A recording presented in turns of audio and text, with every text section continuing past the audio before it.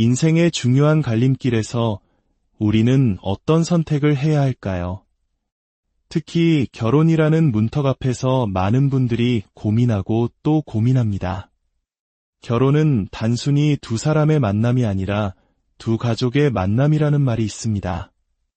오늘 우리가 함께 들어볼 이야기는 그 말이 얼마나 현실적이고 때로는 얼마나 무섭게 다가올 수 있는지를 생생하게 보여주는 한 여성의 사연입니다. 혹시 지금 비슷한 고민으로 힘들어하는 분이 계시다면 오늘 이 이야기가 작은 용기와 위로가 되기를 바랍니다. 여러분의 좋아요와 구독은 저희가 더 깊이 있는 이야기를 만드는데 큰 힘이 됩니다.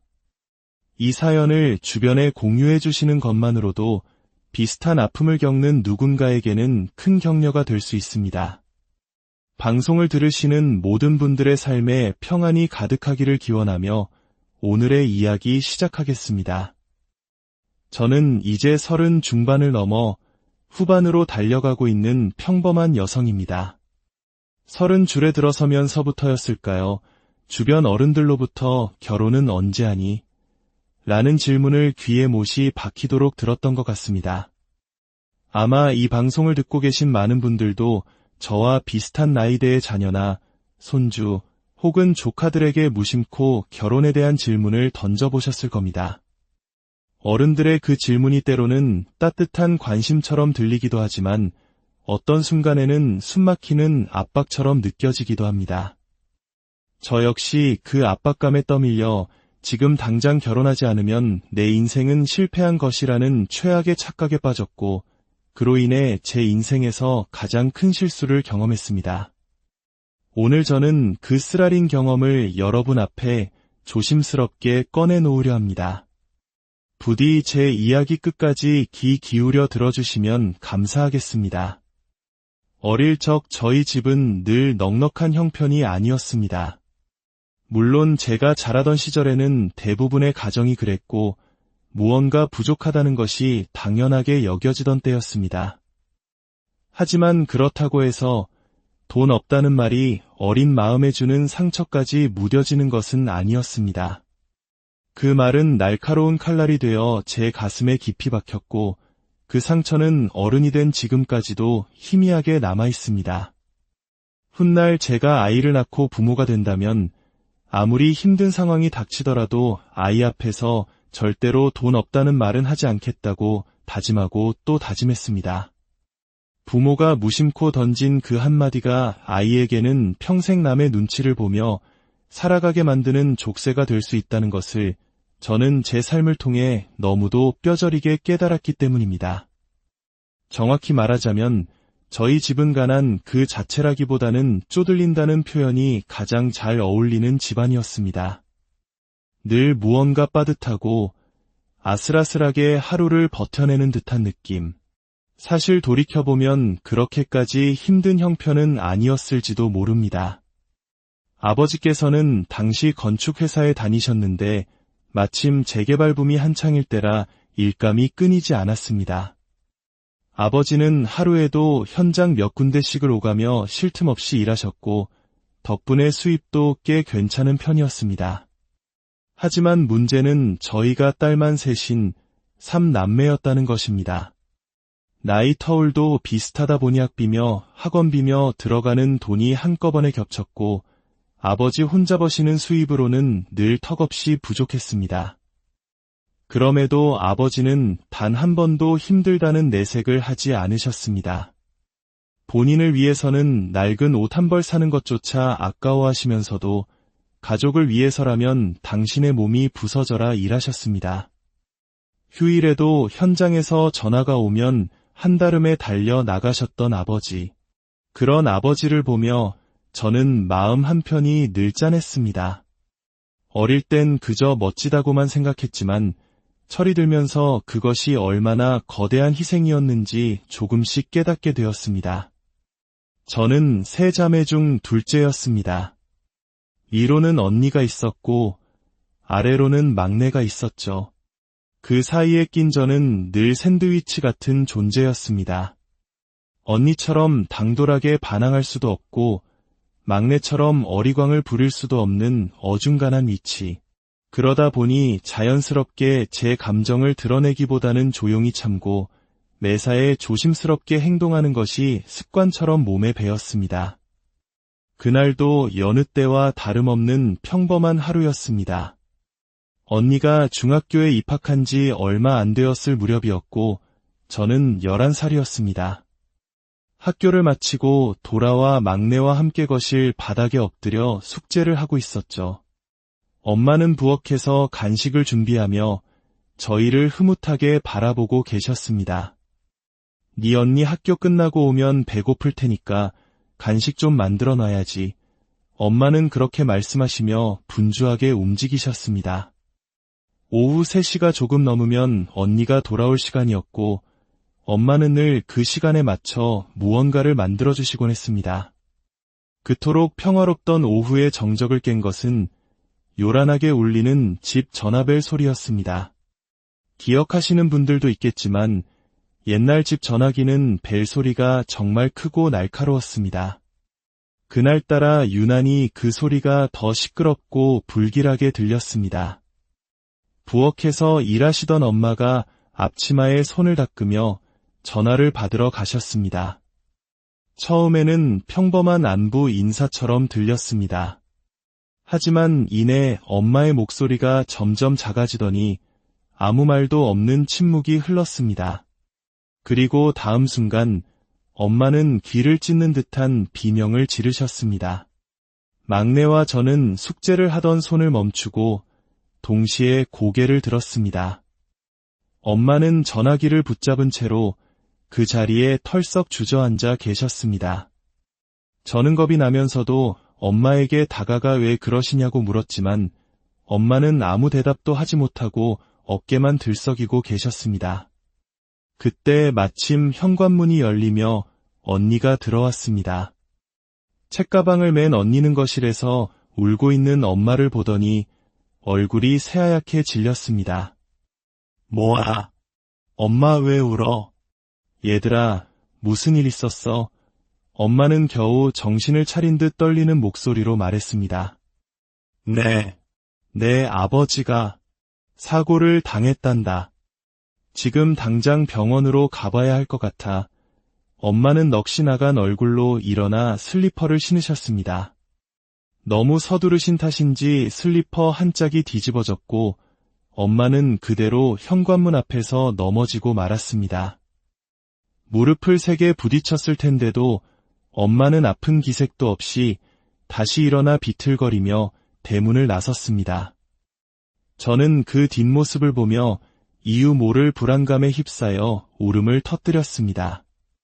그날 저희 집의 시간은 그대로 멈춰버렸습니다. 평범했던 오후는 한순간에 산산조각 났고 저희 가족은 다시는 예전으로 돌아갈 수 없게 되었습니다. 아버지는 평소처럼 공사 현장 감독을 나갔다가 사고를 당하셨습니다. 건물 외벽에서 하자를 발견하시고는 안전을 위해 직접 확인하겠다며 올라가셨다고 합니다. 내 눈으로 직접 봐야 마음이 놓인다는 말이 아버지의 입버릇이셨거든요. 하지만 현장에는 안전장치가 제대로 설치되어 있지 않았고 아버지는 그 상태로 예벽 쪽으로 나가셨다가 발을 헛디뎌 그대로 아래로 추락하고 말았습니다. 하필이면 고층 건물이었습니다. 아무런 보호장비도 없이 추락한 아버지는 머리를 크게 다치셨고 특히 척추뼈가 산산이 부서졌다는 진단을 받았습니다. 신경까지 심하게 손상되어 의식은 있었지만 더 이상 몸을 움직일 수 없는 상태가 되어버렸습니다. 아버지와 함께 일하던 분이 병문안을 와서 이런 말을 했습니다. 그땐 안전모 하나만 있었어도 이 정도 사고는 아니었을 텐데. 그 말이 얼마나 무책임하게 들리던지요. 안전장치는 마땅히 회사에서 철저히 관리해야 할 문제였습니다. 하지만 그 당시에는 그런 인식이 너무나 허술했습니다. 크고 작은 사고들이 비일비재했지만 다들 쉬쉬하며 넘기는 분위기였고 산업재해 처리 또한 흐지부지되기 일쑤였습니다. 저희 아버지도 결국 그런 무책임한 사회 시스템의 희생양이 된 셈이었습니다. 보상은 제대로 받지 못했습니다. 회사 측에서는 처음에는 미안하다고 했지만 결국 산재 신청 한번 해보시죠라는 말 외에는 아무런 도움도 주지 않았습니다. 서류 하나하나 챙기는 것부터 전부 저희 몫이었습니다. 엄마는 아버지가 누워 계신 병실 한쪽에서 서류 뭉치를 붙들고 소리 없이 눈물을 삼키며 모든 것을 홀로 감당하셔야 했습니다. 아버지는 몇 차례의 큰 수술 끝에 다행히 의식은 되찾으셨지만 이미 신경이 너무 많이 망가진 상태였습니다. 팔다리는 전혀 움직이지 않았고 입으로 말도 제대로 하지 못하셨습니다. 그저 눈동자로 무언가를 따라보는 것이 전부였습니다. 말 그대로 살아있는 송장이 되어버린 것입니다. 엄마는 병원에서 돌아올 때마다 얼굴이 야위어 갔습니다. 처음에는 살아있다는 것만으로도 감사하다고 하셨지만 시간이 지날수록 그 말조차 사라졌습니다. 며칠이 지난 어느 날 밤 언니와 저는 방에 누워있는데 거실에서 엄마와 이모가 나누는 작은 말다툼 소리가 들렸습니다. 언니, 이거 한 잔 마셔. 사람은 너무 억울하면 술이라도 마셔야 돼. 내가 저렇게 병신이 된 사람을 평생 책임질 수 있을까? 차라리 그날 죽기라도 했으면 보험금이라도 받을 수 있었을 텐데. 그런 말 함부로 하지 마. 애들 들으면 어쩌려고 그래. 그럼 어떡해. 당장 애들 대학은커녕 먹고 살 길도 막막한데 병원비는 또 어떡하고. 방문 틈으로 그 모습을 지켜보던 언니와 저는 아무 말도 할 수 없었습니다. 그저 서로의 손을 꼭 잡고 소리 없이 눈물만 흘렸습니다. 엄마가 그런 끔찍한 생각까지 하게 된 것을 누구도 원망할 수 없었습니다. 그것이 우리가 마주한 너무도 슬픈 현실이었기 때문입니다. 결국 엄마는 돈을 벌어야 했습니다. 평생 주부로만 살아오신 엄마가 할 수 있는 일은 많지 않았지만 이모가 손을 내밀어 주셨습니다. 언니, 나처럼 보험일 한번 해봐. 요즘 이게 괜찮아. 그렇게 엄마는 이모의 소개로 보험 설계사 일을 시작하셨습니다. 엄마는 정말 독하게 공부하셨습니다. 두꺼운 책자를 붙들고 밤새도록 외우고 또 외우시며 상품 설명을 줄줄 외울 정도로 노력하셨습니다. 그리고 고객들 앞에서 자신의 아픈 사연을 꺼내놓으며 보험을 팔았습니다. 사람 일은 정말 한치 앞을 알 수가 없어요. 저희 남편도 평소에 정말 건강했던 사람이었거든요. 하루아침에 병원에 저렇게 누워버릴 줄 누가 알았겠어요. 그래서 아이들 생각하면 보험만큼은 꼭 준비하셔야 해요. 엄마는 그렇게 말씀하시면서 고객들 앞에서 눈물을 보이시기도 했습니다. 저는 그런 엄마의 모습이 싫었습니다. 정말 미웠습니다. 아버지의 사고는 누구의 잘못도 아닌 갑작스러운 불행이었습니다. 그런데 엄마는 마치 모든 불행의 원인이 아버지가 보험을 들어놓지 않아서인 것처럼 행동하셨습니다. 입으로는 불쌍한 남편이라고 했지만 정작 남편의 불행을 팔아 돈을 버는 사람처럼 보일 때가 많았습니다.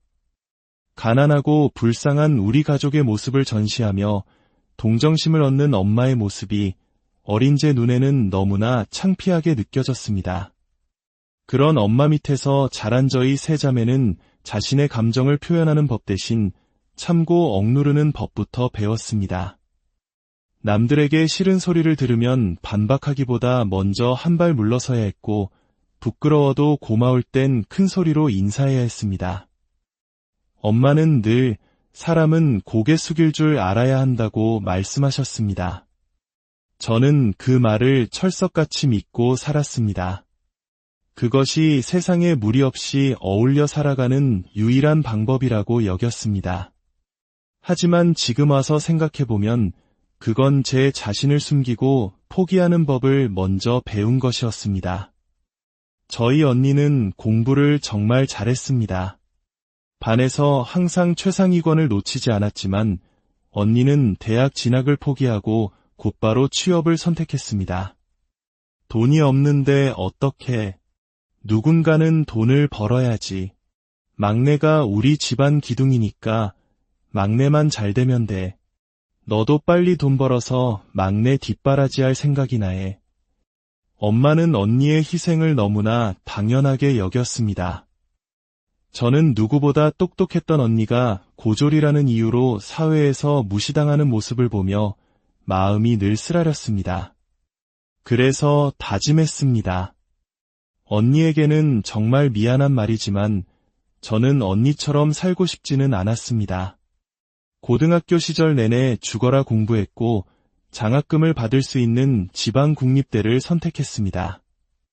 등록금이 전액 면제되는 곳은 그곳밖에 없었기 때문입니다. 엄마는 처음엔 반대하셨지만 언니처럼 살고 싶지 않다는 제 완강한 모습에 결국 허락해 주셨습니다. 저는 대학에 입학한 후 단 한 번도 장학금을 놓치지 않았습니다. 기숙사에서 생활하며 책은 도서관에서 빌려보고 온갖 아르바이트를 하며 꿋꿋이 버텼습니다. 졸업할 무렵에는 교수님의 추천으로 작은 마케팅 회사에 입사하게 되었습니다. 회사 생활은 생각보다 나쁘지 않았습니다. 하지만 5년쯤 지나자 더 이상 배울 것이 없다는 생각이 들었고 매일 반복되는 일상의 권태를 느꼈습니다. 그래서 새로운 도전을 위해 무역회사로 이직을 결심했습니다.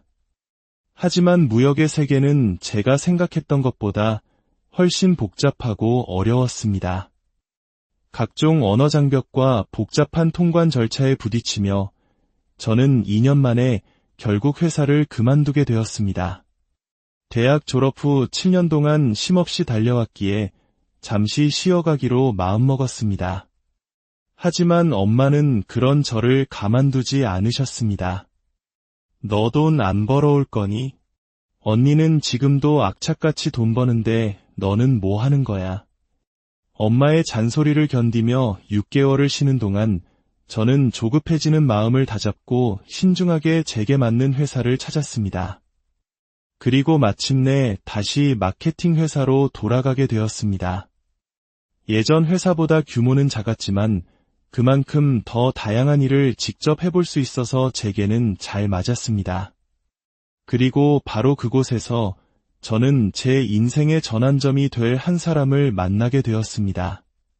바로 지금의 예비신랑, 아니 이제는 전 예비신랑이 된 그 사람이었죠. 그를 처음 본 건 회의실에서였습니다. 그는 해외 파트 담당자였고 저보다 1살 많았습니다.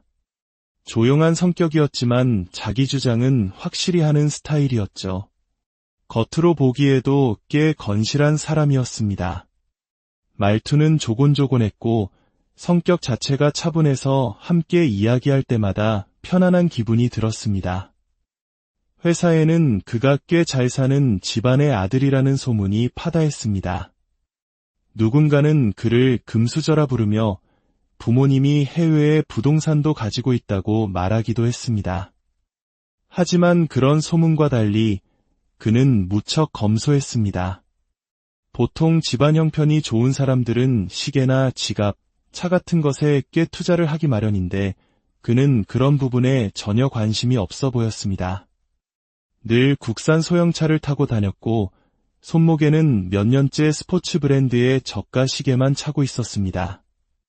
옷차림도 그저 깔끔한 셔츠에 면바지 정도였죠. 그런 소탈한 모습이 오히려 그를 더 괜찮은 사람으로 보이게 했습니다. 저희는 같은 부서에서 일하며 자연스럽게 가까워졌습니다. 함께 야근을 하고 저녁을 먹는 날이 많아졌고 그의 사소한 배려에 조금씩 마음이 열렸습니다. 제가 가장 인상 깊었던 것은 그의 식사 예절이었습니다. 젓가락질 하나에도 흐트러짐이 없었고 항상 깔끔하게 식사하는 모습은 좋은 가정교육을 받고 자랐다는 것을 짐작하게 했습니다. 그는 사람을 있는 그대로 봐주는 사람이었고 괜히 꾸며서 말하거나 과장해서 칭찬하는 법이 없었습니다. 그런 진솔한 모습이 제게는 큰 다정함으로 다가왔습니다.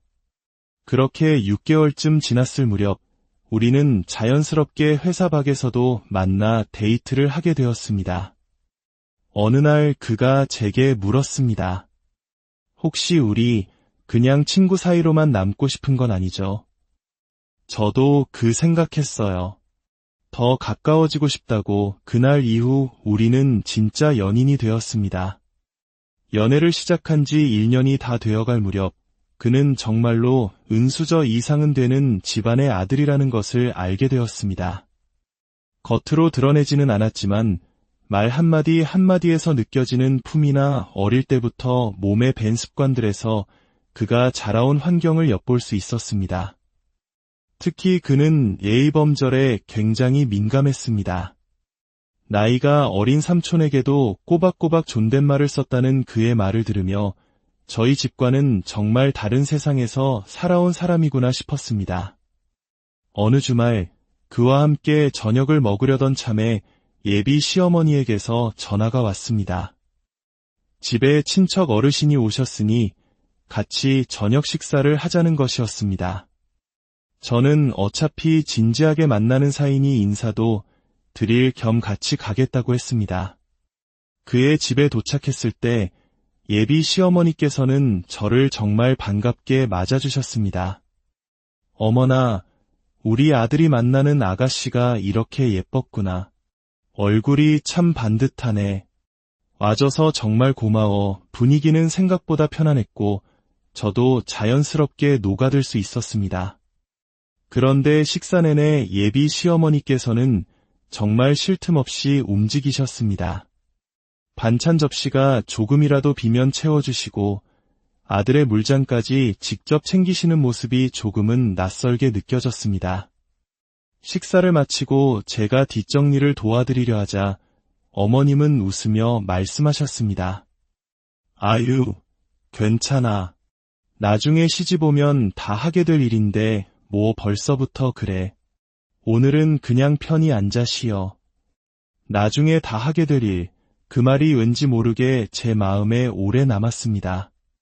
따뜻하게 들리면서도 묘하게 의미심장한 말이었습니다. 그날 이후 예비 시어머니께서는 자꾸 저를 보고 싶어 하셨습니다. 그리고 만날 때마다 우리 집안의 가풍에 대해 말씀하셨습니다. 우리 집은 은근히 따지는 게 많은 까다로운 집안이라서 내가 미리 익혀두는 게 좋아. 그날 입고 온 블라우스 조금 파였더라. 예쁘긴 했지만 어른들 보기엔 단정치 못해 보일 수 있으니 앞으로는 좀 더 차분한 옷을 입는 게 어떻겠니? 그런 지적을 받을 때마다 저는 위축되었지만 예비 신랑은 오히려 그건 널 며느리로 생각하니까 하시는 말씀이야. 관심 없으면 그런 말도 안 해. 좋은 징조야 라며 저를 다독였습니다. 그때부터였을까요? 그는 입만 열면 결혼하면이라는 말을 달고 살기 시작했습니다. 하지만 정작 정식 프로포즈는 없었습니다. 저는 서운했지만 다들 이렇게 결혼 준비를 시작하는 건가 보다 싶어 그냥 넘겼습니다. 그리고 우리는 상견례도 하기 전에 그의 주도하에 덜컥 결혼식장부터 예약하게 되었습니다. 식장을 예약하고 나니 그는 더 노골적으로 저를 자신의 집으로 불렀습니다. 결혼하기 전에 미리 우리 엄마한테 신부 수업 좀 받으면 좋잖아. 나 우리 엄마 반찬 아니면 잘 못 먹는단 말이야. 저는 마지못해 그의 집에 갔고 그날부터 본격적인 예비 며느리 테스트가 시작되었습니다. 거실 테이블 위에는 저희 집안 족보라며 두꺼운 인쇄물이 놓여 있었습니다. 이게 우리 집안 가계도야. 너도 이제 이 집안 사람이 될 거니까 다 외워둬야지. 저는 그 방대한 양의 할 말을 잃었지만 그것은 시작에 불과했습니다. 그 후로 저는 주말마다 그의 집에 불려가 음식 만드는 법을 배워야 했습니다. 명절을 앞둔 어느 날 예비 시어머니께서는 저를 부엌으로 부르셨습니다. 그리고는 명절에 쓸 음식들을 직접 만들어 보라며 테스트를 시작하셨습니다. 된장 갈비찜, 각종 전, 나물 무침. 저는 하루 종일 부엌에 서서 음식을 만들어야 했습니다. 예비 시어머니는 제 옆에 서서 일일이 간을 보고 점수를 매겼습니다. 이건 간이 좀 짜네. 5점 감점. 이건 모양이 삐뚤빼뚤하구나. 3점 감점. 저는 마치 오디션에 참가한 사람처럼 온몸이 굳어갔습니다. 기가 막혔지만 결혼을 생각했기에 꾹 참았습니다. 그렇게 모든 음식을 마치고 잠시 쉬려고 거실로 나왔을 때 저는 부엌에서 들려오는 예비 시어머니와 이모님의 대화를 우연히 듣게 되었습니다. 형님, 근데 저 아가씨 우리 집안이랑 격이 좀 안 맞는 것 같지 않아요? 그러게 말이다. 그래도 저런 집안 딸이니 휘어잡기는 쉽겠지. 우리 집안이 어떤 집안인데 감히 우리한테 맞서려고 하겠어. 처음부터 기를 꽉 죽여놔야 나중에 딴소리를 못하지. 그 말을 듣는 순간 제 머릿속에서 무언가 툭 하고 끊어지는 소리가 들렸습니다. 저는 그동안 제가 얼마나 어리석었는지를 깨달았습니다. 이것은 사랑이 아니었습니다. 존중도 배려도 없는 일방적인 갑질이었습니다. 저는 조용히 부엌으로 걸어 들어갔습니다. 그리고 제가 만든 된장 갈비찜이 담긴 냄비를 그대로 들어 싱크대에 쏟아부었습니다. 어머, 너 지금 뭐 하는 짓이야? 등 뒤에서 예비 시어머니의 날카로운 고함이 들렸지만 저는 뒤돌아보지 않았습니다. 밖으로 뛰쳐나온 저를 예비 신랑이 막아섰습니다. 너 지금 뭐 하는 거야? 미쳤어. 오늘만 조용히 넘어갔어도 우리 결혼에 아무 문제 없었잖아. 그래, 너는 내가 너희 엄마한테 인사도 드리기 전에 이 집에 와서 하녀처럼 차례상 차리고 점수나 매겨지는 게 아무렇지도 않다고 생각해? 그게 그렇게까지 화낼 일이야? 그럼 우리 집에서 파혼한다고 하면 어떡할 건데? 이약금은 너희 집에서 다 물어낼 거야. 이약금, 걱정 마. 너희 어머니랑 이모님이 나눈 대화 내 휴대폰에 똑똑히 녹음되어 있으니까. 우리 집이 좀 못 산다고 나를 만만하게 봤다면 큰 오산이야. 제 말에 예비 신랑은 얼굴이 새하얗게 질린 채 그 자리에 멈춰 섰습니다. 저는 그를 뒤로하고 망설임 없이 그 집을 나왔습니다. 집에 도착하자마자 저는 소리쳤습니다. 나 결혼 안 해. 저는 엄마에게 그동안 겪었던 모든 일을 털어놓았습니다. 제 이야기를 듣던 엄마는 표정이 굳어지더니 벌떡 일어나셨습니다. 뭐? 감히 내 딸한테 차례상을 차리게 하고 점수를 매겨? 그런 망할 집안이 다 있어? 당장 그놈의 집구석이랑 연 끊어. 그딴 집에 시집 보내느니 내가 평생 너랑 같이 살 거야. 엄마의 그 말 한마디에 그동안 억눌렀던 눈물이 터져 나왔습니다. 혹시나 엄마가 그 집안의 경제력을 보고 저를 설득하지는 않을까 걱정했던 제 자신이 부끄러워졌습니다. 역시 우리 엄마는 내 편이었습니다. 그 순간 저는 진짜 가족의 의미를 다시 한번 깨달았습니다. 며칠 뒤 전 예비 신랑이 저를 찾아왔습니다. 그는 모든 것이 오해였다고 자신들의 가족 문화가 그랬을 뿐이라고 변명했습니다. 하지만 저는 단호하게 고개를 저었습니다. 너희 집 가풍이 그렇다면 나는 그 가풍을 지킬 자신이 없어. 그리고 명절 음식 준비를 테스트 명목으로 시키는 건 명백한 가사노동 강요이자 성차별이야. 내가 그걸 모를 줄 알았니? 그날의 대화를 마지막으로 우리는 완전히 끝이 났습니다. 가끔 그런 생각이 듭니다.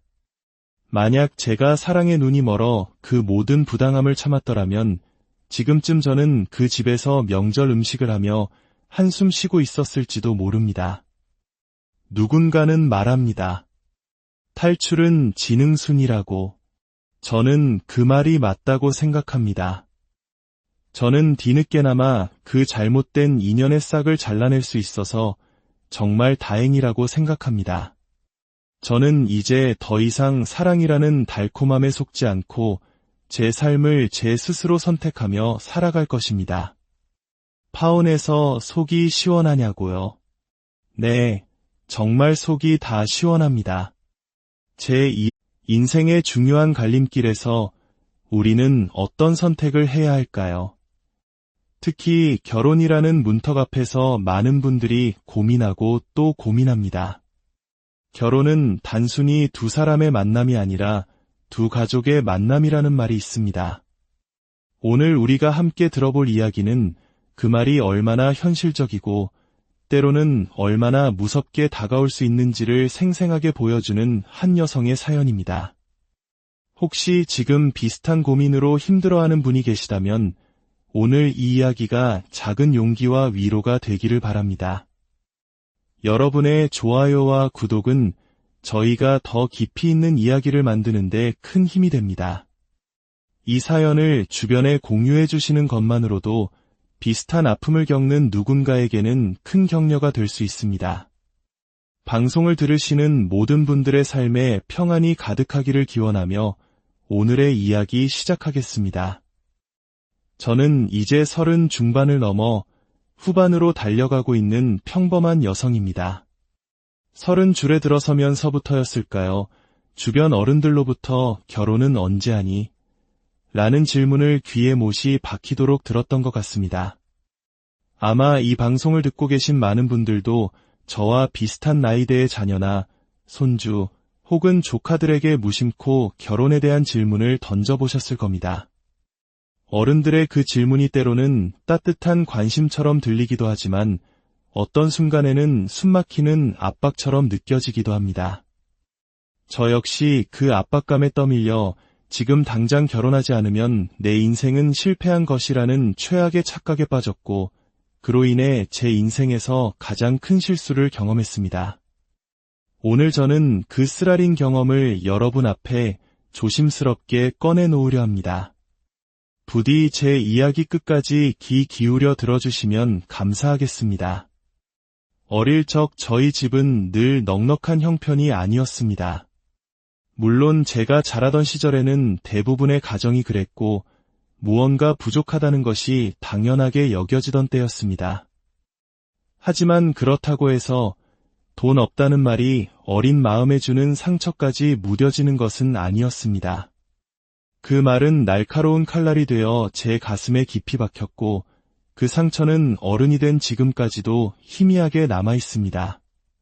훗날 제가 아이를 낳고 부모가 된다면 아무리 힘든 상황이 닥치더라도 아이 앞에서 절대로 돈 없다는 말은 하지 않겠다고 다짐하고 또 다짐했습니다. 부모가 무심코 던진 그 한마디가 아이에게는 평생 남의 눈치를 보며 살아가게 만드는 족쇄가 될 수 있다는 것을 저는 제 삶을 통해 너무도 뼈저리게 깨달았기 때문입니다. 정확히 말하자면 저희 집은 가난 그 자체라기보다는 쪼들린다는 표현이 가장 잘 어울리는 집안이었습니다. 늘 무언가 빠듯하고 아슬아슬하게 하루를 버텨내는 듯한 느낌. 사실 돌이켜보면 그렇게까지 힘든 형편은 아니었을지도 모릅니다. 아버지께서는 당시 건축회사에 다니셨는데 마침 재개발 붐이 한창일 때라 일감이 끊이지 않았습니다. 아버지는 하루에도 현장 몇 군데씩을 오가며 쉴 틈 없이 일하셨고 덕분에 수입도 꽤 괜찮은 편이었습니다. 하지만 문제는 저희가 딸만 셋인 3남매였다는 것입니다. 나이 터울도 비슷하다 보니 학비며 학원비며 들어가는 돈이 한꺼번에 겹쳤고 아버지 혼자 버시는 수입으로는 늘 턱없이 부족했습니다. 그럼에도 아버지는 단 한 번도 힘들다는 내색을 하지 않으셨습니다. 본인을 위해서는 낡은 옷 한 벌 사는 것조차 아까워하시면서도 가족을 위해서라면 당신의 몸이 부서져라 일하셨습니다. 휴일에도 현장에서 전화가 오면 한달음에 달려 나가셨던 아버지. 그런 아버지를 보며 저는 마음 한편이 늘 짠했습니다. 어릴 땐 그저 멋지다고만 생각했지만 철이 들면서 그것이 얼마나 거대한 희생이었는지 조금씩 깨닫게 되었습니다. 저는 세 자매 중 둘째였습니다.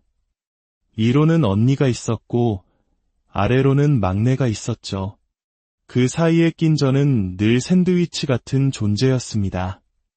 언니처럼 당돌하게 반항할 수도 없고 막내처럼 어리광을 부릴 수도 없는 어중간한 위치. 그러다 보니 자연스럽게 제 감정을 드러내기보다는 조용히 참고 매사에 조심스럽게 행동하는 것이 습관처럼 몸에 배었습니다. 그날도 여느 때와 다름없는 평범한 하루였습니다. 언니가 중학교에 입학한 지 얼마 안 되었을 무렵이었고 저는 11살이었습니다. 학교를 마치고 돌아와 막내와 함께 거실 바닥에 엎드려 숙제를 하고 있었죠. 엄마는 부엌에서 간식을 준비하며 저희를 흐뭇하게 바라보고 계셨습니다. 네 언니 학교 끝나고 오면 배고플 테니까 간식 좀 만들어 놔야지. 엄마는 그렇게 말씀하시며 분주하게 움직이셨습니다. 오후 3시가 조금 넘으면 언니가 돌아올 시간이었고 엄마는 늘 그 시간에 맞춰 무언가를 만들어주시곤 했습니다. 그토록 평화롭던 오후의 정적을 깬 것은 요란하게 울리는 집 전화벨 소리였습니다. 기억하시는 분들도 있겠지만 옛날 집 전화기는 벨 소리가 정말 크고 날카로웠습니다. 그날따라 유난히 그 소리가 더 시끄럽고 불길하게 들렸습니다. 부엌에서 일하시던 엄마가 앞치마에 손을 닦으며 전화를 받으러 가셨습니다. 처음에는 평범한 안부 인사처럼 들렸습니다. 하지만 이내 엄마의 목소리가 점점 작아지더니 아무 말도 없는 침묵이 흘렀습니다. 그리고 다음 순간 엄마는 귀를 찢는 듯한 비명을 지르셨습니다. 막내와 저는 숙제를 하던 손을 멈추고 동시에 고개를 들었습니다. 엄마는 전화기를 붙잡은 채로 그 자리에 털썩 주저앉아 계셨습니다. 저는 겁이 나면서도 엄마에게 다가가 왜 그러시냐고 물었지만 엄마는 아무 대답도 하지 못하고 어깨만 들썩이고 계셨습니다. 그때 마침 현관문이 열리며 언니가 들어왔습니다. 책가방을 맨 언니는 거실에서 울고 있는 엄마를 보더니 얼굴이 새하얗게 질렸습니다. 뭐야? 엄마 왜 울어? 얘들아, 무슨 일 있었어? 엄마는 겨우 정신을 차린 듯 떨리는 목소리로 말했습니다. 내 아버지가 사고를 당했단다. 지금 당장 병원으로 가봐야 할 것 같아. 엄마는 넋이 나간 얼굴로 일어나 슬리퍼를 신으셨습니다. 너무 서두르신 탓인지 슬리퍼 한 짝이 뒤집어졌고 엄마는 그대로 현관문 앞에서 넘어지고 말았습니다. 무릎을 세게 부딪혔을 텐데도 엄마는 아픈 기색도 없이 다시 일어나 비틀거리며 대문을 나섰습니다. 저는 그 뒷모습을 보며 이유 모를 불안감에 휩싸여 울음을 터뜨렸습니다. 그날 저희 집의 시간은 그대로 멈춰버렸습니다. 평범했던 오후는 한순간에 산산조각 났고 저희 가족은 다시는 예전으로 돌아갈 수 없게 되었습니다. 아버지는 평소처럼 공사 현장 감독을 나갔다가 사고를 당하셨습니다. 건물 외벽에서 하자를 발견하시고는 안전을 위해 직접 확인하겠다며 올라가셨다고 합니다. 내 눈으로 직접 봐야 마음이 놓인다는 말이 아버지의 입버릇이셨거든요. 하지만 현장에는 안전장치가 제대로 설치되어 있지 않았고 아버지는 그 상태로 예벽 쪽으로 나가셨다가 발을 헛디뎌 그대로 아래로 추락하고 말았습니다. 하필이면 고층 건물이었습니다. 아무런 보호장비도 없이 추락한 아버지는 머리를 크게 다치셨고 특히 척추뼈가 산산이 부서졌다는 진단을 받았습니다. 신경까지 심하게 손상되어 의식은 있었지만 더 이상 몸을 움직일 수 없는 상태가 되어버렸습니다. 아버지와 함께 일하던 분이 병문안을 와서 이런 말을 했습니다. 그땐 안전모 하나만 있었어도 이 정도 사고는 아니었을 텐데. 그 말이 얼마나 무책임하게 들리던지요. 안전장치는 마땅히 회사에서 철저히 관리해야 할 문제였습니다. 하지만 그 당시에는 그런 인식이 너무나 허술했습니다. 크고 작은 사고들이 비일비재했지만 다들 쉬쉬하며 넘기는 분위기였고 산업재해 처리 또한 흐지부지되기 일쑤였습니다. 저희 아버지도 결국 그런 무책임한 사회 시스템의 희생양이 된 셈이었습니다. 보상은 제대로 받지 못했습니다. 회사 측에서는 처음에는 미안하다고 했지만 결국 산재 신청 한번 해보시죠라는 말 외에는 아무런 도움도 주지 않았습니다. 서류 하나하나 챙기는 것부터 전부 저희 몫이었습니다. 엄마는 아버지가 누워 계신 병실 한쪽에서 서류 뭉치를 붙들고 소리 없이 눈물을 삼키며 모든 것을 홀로 감당하셔야 했습니다. 아버지는 몇 차례의 큰 수술 끝에 다행히 의식은 되찾으셨지만 이미 신경이 너무 많이 망가진 상태였습니다. 팔다리는 전혀 움직이지 않았고 입으로 말도 제대로 하지 못하셨습니다. 그저 눈동자로 무언가를 따라보는 것이 전부였습니다. 말 그대로 살아있는 송장이 되어버린 것입니다. 엄마는 병원에서 돌아올 때마다 얼굴이 야위어 갔습니다. 처음에는 살아있다는 것만으로도 감사하다고 하셨지만 시간이 지날수록 그 말조차 사라졌습니다. 며칠이 지난 어느 날 밤 언니와 저는 방에 누워있는데 거실에서 엄마와 이모가 나누는 작은 말다툼 소리가 들렸습니다.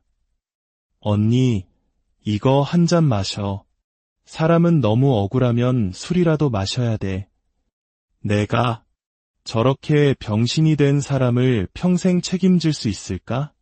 차라리 그날 죽기라도 했으면 보험금이라도 받을 수 있었을 텐데.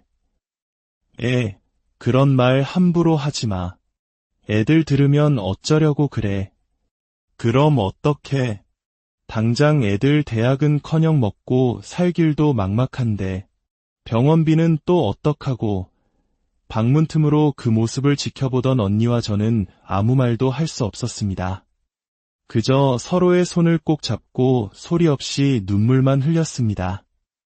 엄마가 그런 끔찍한 생각까지 하게 된 것을 누구도 원망할 수 없었습니다. 그것이 우리가 마주한 너무도 슬픈 현실이었기 때문입니다. 결국 엄마는 돈을 벌어야 했습니다. 평생 주부로만 살아오신 엄마가 할 수 있는 일은 많지 않았지만 이모가 손을 내밀어 주셨습니다. 언니, 나처럼 보험일 한번 해봐. 요즘 이게 괜찮아. 그렇게 엄마는 이모의 소개로 보험 설계사 일을 시작하셨습니다. 엄마는 정말 독하게 공부하셨습니다. 두꺼운 책자를 붙들고 밤새도록 외우고 또 외우시며 상품 설명을 줄줄 외울 정도로 노력하셨습니다. 그리고 고객들 앞에서 자신의 아픈 사연을 꺼내놓으며 보험을 팔았습니다. 사람 일은 정말 한치 앞을 알 수가 없어요. 저희 남편도 평소에 정말 건강했던 사람이었거든요. 하루아침에 병원에 저렇게 누워버릴 줄 누가 알았겠어요. 그래서 아이들 생각하면 보험만큼은 꼭 준비하셔야 해요. 엄마는 그렇게 말씀하시면서 고객들 앞에서 눈물을 보이시기도 했습니다. 저는 그런 엄마의 모습이 싫었습니다. 정말 미웠습니다. 아버지의 사고는 누구의 잘못도 아닌 갑작스러운 불행이었습니다. 그런데 엄마는 마치 모든 불행의 원인이 아버지가 보험을 들어놓지 않아서인 것처럼 행동하셨습니다. 입으로는 불쌍한 남편이라고 했지만 정작 남편의 불행을 팔아 돈을 버는 사람처럼 보일 때가 많았습니다. 가난하고 불쌍한 우리 가족의 모습을 전시하며 동정심을 얻는 엄마의 모습이 어린 제 눈에는 너무나 창피하게 느껴졌습니다. 그런 엄마 밑에서 자란 저희 세 자매는 자신의 감정을 표현하는 법 대신 참고 억누르는 법부터 배웠습니다. 남들에게 싫은 소리를 들으면 반박하기보다 먼저 한 발 물러서야 했고 부끄러워도 고마울 땐 큰 소리로 인사해야 했습니다. 엄마는 늘 사람은 고개 숙일 줄 알아야 한다고 말씀하셨습니다. 저는 그 말을 철석같이 믿고 살았습니다. 그것이 세상에 무리 없이 어울려 살아가는 유일한 방법이라고 여겼습니다. 하지만 지금 와서 생각해보면 그건 제 자신을 숨기고 포기하는 법을 먼저 배운 것이었습니다. 저희 언니는 공부를 정말 잘했습니다. 반에서 항상 최상위권을 놓치지 않았지만 언니는 대학 진학을 포기하고 곧바로 취업을 선택했습니다. 돈이 없는데 어떻게? 누군가는 돈을 벌어야지. 막내가 우리 집안 기둥이니까 막내만 잘 되면 돼. 너도 빨리 돈 벌어서 막내 뒷바라지할 생각이나 해. 엄마는 언니의 희생을 너무나 당연하게 여겼습니다. 저는 누구보다 똑똑했던 언니가 고졸이라는 이유로 사회에서 무시당하는 모습을 보며 마음이 늘 쓰라렸습니다. 그래서 다짐했습니다. 언니에게는 정말 미안한 말이지만 저는 언니처럼 살고 싶지는 않았습니다. 고등학교 시절 내내 죽어라 공부했고 장학금을 받을 수 있는 지방 국립대를 선택했습니다. 등록금이 전액 면제되는 곳은 그곳밖에 없었기 때문입니다. 엄마는 처음엔 반대하셨지만 언니처럼 살고 싶지 않다는 제 완강한 모습에 결국 허락해 주셨습니다. 저는 대학에 입학한 후 단 한 번도 장학금을 놓치지 않았습니다. 기숙사에서 생활하며 책은 도서관에서 빌려보고 온갖 아르바이트를 하며 꿋꿋이 버텼습니다. 졸업할 무렵에는 교수님의 추천으로 작은 마케팅 회사에 입사하게 되었습니다. 회사 생활은 생각보다 나쁘지 않았습니다. 하지만 5년쯤 지나자 더 이상 배울 것이 없다는 생각이 들었고 매일 반복되는 일상의 권태를 느꼈습니다. 그래서 새로운 도전을 위해 무역회사로 이직을 결심했습니다. 하지만 무역의 세계는 제가 생각했던 것보다 훨씬 복잡하고 어려웠습니다. 각종 언어 장벽과 복잡한 통관 절차에 부딪히며 저는 2년 만에 결국 회사를 그만두게 되었습니다. 대학 졸업 후 7년 동안 쉼없이 달려왔기에 잠시 쉬어가기로 마음먹었습니다. 하지만 엄마는 그런 저를 가만두지 않으셨습니다. 너 돈 안 벌어올 거니? 언니는 지금도 악착같이 돈 버는데 너는 뭐 하는 거야? 엄마의 잔소리를 견디며 6개월을 쉬는 동안 저는 조급해지는 마음을 다잡고 신중하게 제게 맞는 회사를 찾았습니다. 그리고 마침내 다시 마케팅 회사로 돌아가게 되었습니다. 예전 회사보다 규모는 작았지만 그만큼 더 다양한 일을 직접 해볼 수 있어서 제게는 잘 맞았습니다. 그리고 바로 그곳에서 저는 제 인생의 전환점이 될 한 사람을 만나게 되었습니다. 바로 지금의 예비신랑, 아니 이제는 전 예비신랑이 된 그 사람이었죠. 그를 처음 본 건 회의실에서였습니다. 그는 해외 파트 담당자였고 저보다 1살 많았습니다. 조용한 성격이었지만 자기 주장은 확실히 하는 스타일이었죠. 겉으로 보기에도 꽤 건실한 사람이었습니다. 말투는 조곤조곤했고 성격 자체가 차분해서 함께 이야기할 때마다 편안한 기분이 들었습니다. 회사에는 그가 꽤 잘 사는 집안의 아들이라는 소문이 파다했습니다. 누군가는 그를 금수저라 부르며 부모님이 해외에 부동산도 가지고 있다고 말하기도 했습니다. 하지만 그런 소문과 달리 그는 무척 검소했습니다. 보통 집안 형편이 좋은 사람들은 시계나 지갑, 차 같은 것에 꽤 투자를 하기 마련인데 그는 그런 부분에 전혀 관심이 없어 보였습니다. 늘 국산 소형차를 타고 다녔고 손목에는 몇 년째 스포츠 브랜드의 저가 시계만 차고 있었습니다. 옷차림도 그저 깔끔한 셔츠에 면바지 정도였죠. 그런 소탈한 모습이 오히려 그를 더 괜찮은 사람으로 보이게 했습니다. 저희는 같은 부서에서 일하며 자연스럽게 가까워졌습니다. 함께 야근을 하고 저녁을 먹는 날이 많아졌고 그의 사소한 배려에 조금씩 마음이 열렸습니다. 제가 가장 인상 깊었던 것은 그의 식사 예절이었습니다. 젓가락질 하나에도 흐트러짐이 없었고 항상 깔끔하게 식사하는 모습은 좋은 가정교육을 받고 자랐다는 것을 짐작하게 했습니다. 그는 사람을 있는 그대로 봐주는 사람이었고 괜히 꾸며서 말하거나 과장해서 칭찬하는 법이 없었습니다. 그런 진솔한 모습이 제게는 큰 다정함으로 다가왔습니다. 그렇게 6개월쯤 지났을 무렵 우리는 자연스럽게 회사 밖에서도 만나 데이트를 하게 되었습니다. 어느 날 그가 제게 물었습니다.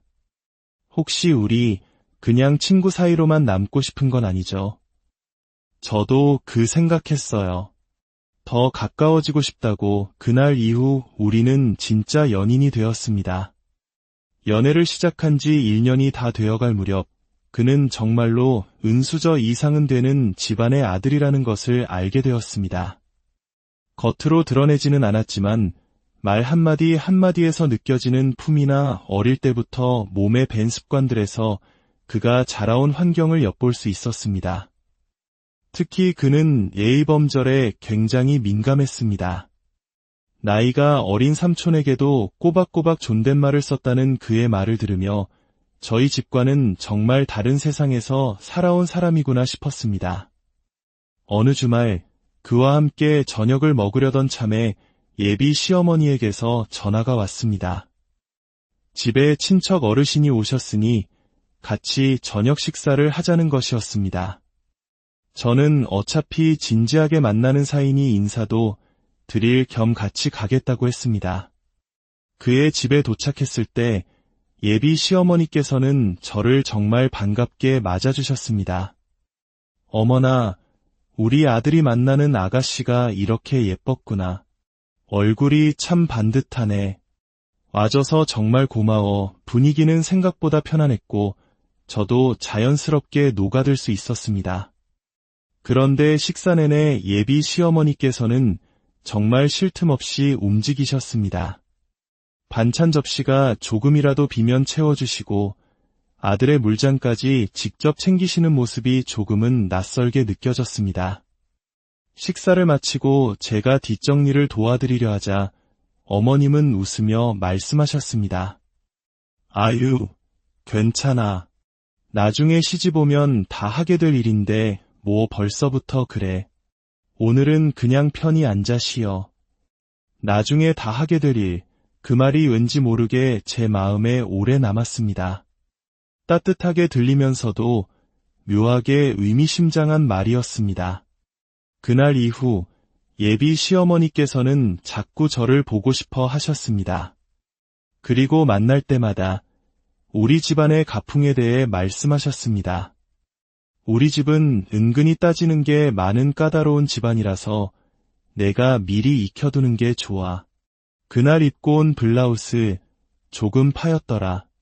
예쁘긴 했지만 어른들 보기엔 단정치 못해 보일 수 있으니 앞으로는 좀 더 차분한 옷을 입는 게 어떻겠니? 그런 지적을 받을 때마다 저는 위축되었지만 예비 신랑은 오히려 그건 널 며느리로 생각하니까 하시는 말씀이야. 관심 없으면 그런 말도 안 해. 좋은 징조야 라며 저를 다독였습니다. 그때부터였을까요? 그는 입만 열면 결혼하면이라는 말을 달고 살기 시작했습니다. 하지만 정작 정식 프로포즈는 없었습니다. 저는 서운했지만 다들 이렇게 결혼 준비를 시작하는 건가 보다 싶어 그냥 넘겼습니다. 그리고 우리는 상견례도 하기 전에 그의 주도하에 덜컥 결혼식장부터 예약하게 되었습니다. 식장을 예약하고 나니 그는 더 노골적으로 저를 자신의 집으로 불렀습니다. 결혼하기 전에 미리 우리 엄마한테 신부 수업 좀 받으면 좋잖아.